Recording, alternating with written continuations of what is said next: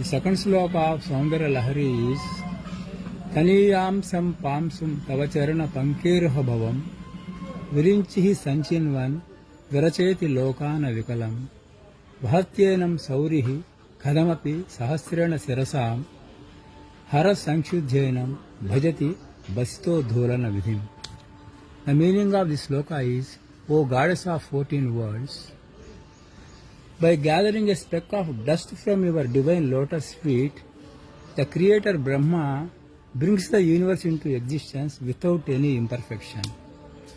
The sustainer Lord Vishnu somehow supports this universe as Adisesha with his 1,000 hoods. And Lord Shiva, the destroyer, crushes this dust into powder and rubs it as a holy ash or bhasma all over his body. So the Trimurtis, Brahma, Vishnu, Maheshwara, are able to perform their duties only due to the grace of the supreme power, the goddess Parashakti.